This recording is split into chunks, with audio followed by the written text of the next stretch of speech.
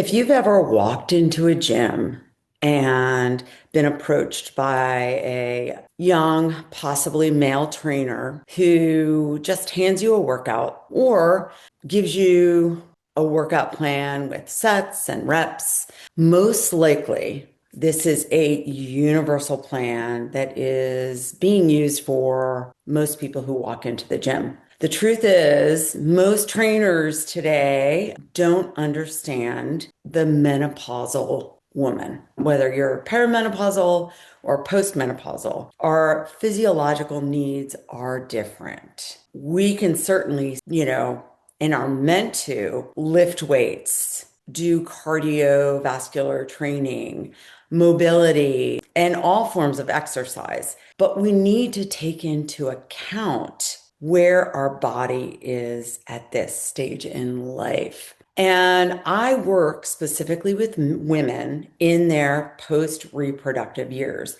meaning they have gone through that stage of life where the focus is childbirth, child rearing, and so on. And I see this over and over again where women are smart and capable, and yet they are just handed a program for exercise and they trust it, of course, and follow it. And yet they're not getting those results that they maybe were promised or were hoping for. And it's not their fault. It is just that we need a different plan today than we did in our 20s, 30s, and 40s.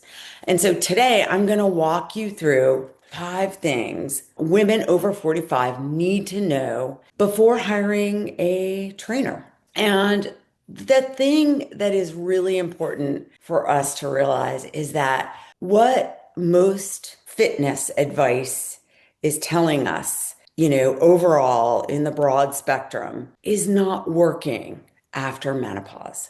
So, again, I'm going to walk you through 5 things that you need to consider or that I would recommend considering before hiring a trainer. And so now I am going to share my screen. Okay, so here we go. 5 things women over 45 need to know before hiring a trainer. And as I said, it is just that it isn't that you're doing anything wrong, but I'm going to help you understand why most fitness advice stops working after menopause. So you're doing the workouts, right? Maybe you're doing workouts like Orange Theory, or you're going to classes and it feels good. You leave wiped out. You've gotten a great workout, maybe even spent some time with some people you enjoy spending time with. These are good things. You're eating healthy, right? But yeah, what's going on? Maybe your body was responding in the beginning of a shift, but now you've plateaued or you're just not seeing the results. You may still be enjoying the workouts, which is key. That's important, but your body isn't changing. Your clothes aren't feeling great. So I'm going to help you understand why. So most trainers train for a 25-year-old body. These are where our studies are coming from. We don't have a lot of research yet. It is coming, but it hasn't necessarily caught up to the gyms yet, those trainers. So unless you're specialized in menopause, health and wellness and physiology, especially around exercise, most trainers just don't know. They don't know what a postmenopausal woman needs. And so here we go. I'm going to give you the 5 things that you need to know so that you have all the information you need to hire a trainer. So, important things to understand. Our hormones have changed, right? Again, we're not the same person we were in our 20s and 30s and even early 40s. We are on the other side, which means, we have gone through this hormone fluctuation and literally gone off a cliff. Estrogen, progesterone, most likely testosterone, and other hormones in our body have literally gone off a cliff, right? And so we're dealing with recovery changes, right? We need more recovery from workouts, recovery in between sets, recovery from one exercise to the next. It's micro, like I think of a micro plan, like maybe day in, day out, and then weekly and monthly, and then annually. Like, how are we organizing our training, our exercise to maximize what we need at this stage in life?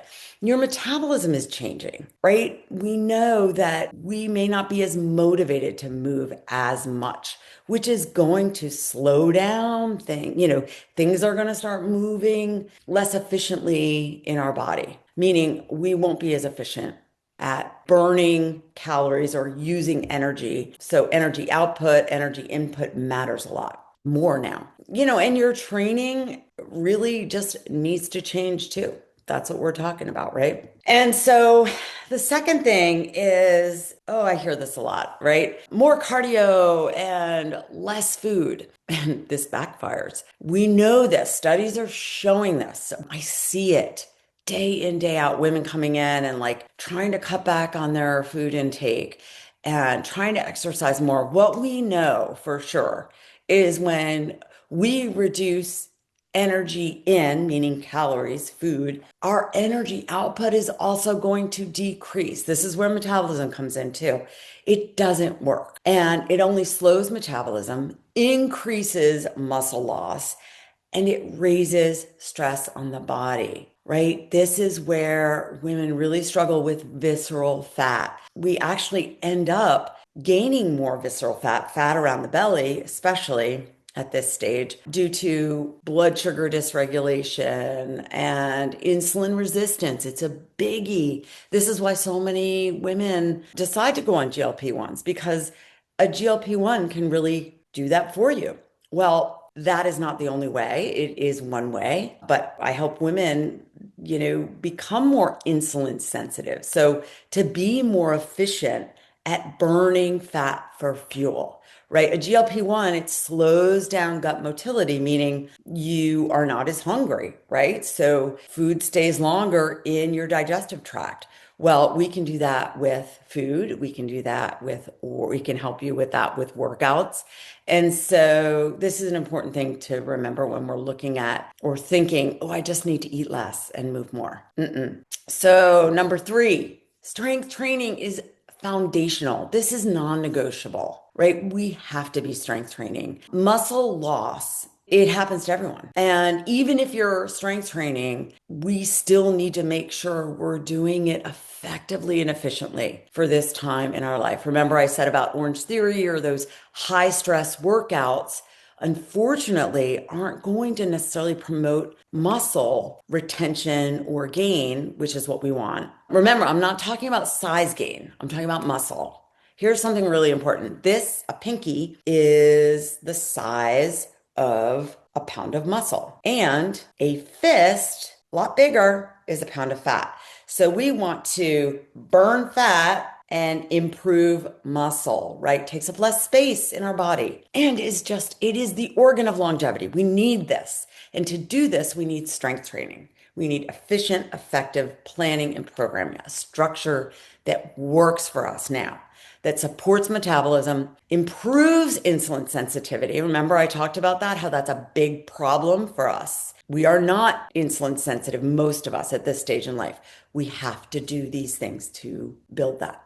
Strength training builds lean muscle. Remember the pinky. So this is just something that we really is super important at this stage in life. And it doesn't have to be huge amounts of weight that you're lifting, especially to start with. You start where you are, but you start. All right. Number 4, your nervous system is a key player here. And it is truly what drives results. If you have a stressed out nervous system, nothing's going to change. Your body will not respond to stimulus, right? And so this is something a lot of trainers don't understand. It's just, this is the program, this is the day, this is what we do. If we're not taking into account how are we sleeping, right? What is our day-to-day stress load like? Are we doing anything to manage our stress? Are we doing some breath work? Are we meditating? Are we taking time out throughout the day to check in? How am I doing?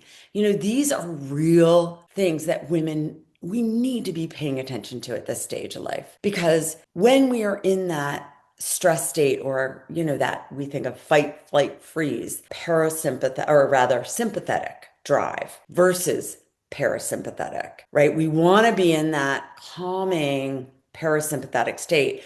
Most of us are chronically in the sympathetic drive, right? And what's happening is cortisol drives up when we don't want it. And when cortisol is consistently high, it brings fat to our middle.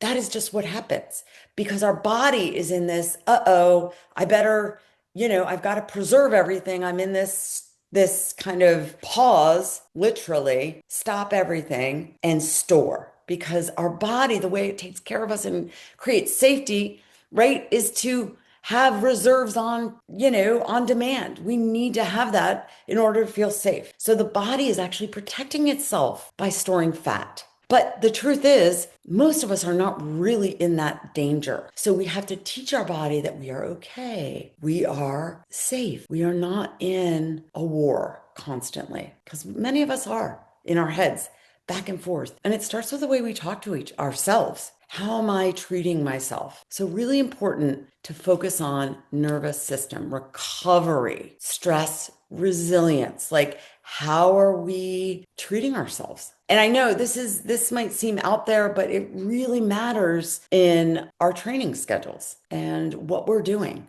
If you're not having a good day, or you haven't had a few good nights of sleep, you're not going to come in and do a VO2 max workout, or hill repeats, or, a really heavy strength day because that is just going to continue the stress and reduce recovery. And then your body is working in reserves. And just a reminder, when you're in reserves, you store fat. And that isn't what we want. Okay. So number 5, personal training needs to be personalized, hence the word personal, right? It isn't random workouts or, some generic plan, a workout on a board that no matter what, you come in and you do that workout, right? It has to be based on you and your bio individuality. We want to be able to build in progression, right? We want to see that maybe, you're increasing your load, how much weight you're lifting. You are able to switch things up. We're seeing your endurance improve cardiovascularly, right? So we want to make sure we're doing things adjusting, right? But it's got to be based on your body, your physiology at this stage in life. If your body isn't responding, just know that it's not you. It's the approach. And I invite you to subscribe for real strategies that work after menopause. And so you can check out the link below to learn more about how I work with women. Hopefully you found this helpful and it's something you can use when you're looking to hire a personal trainer. I wish you all the best and see you soon.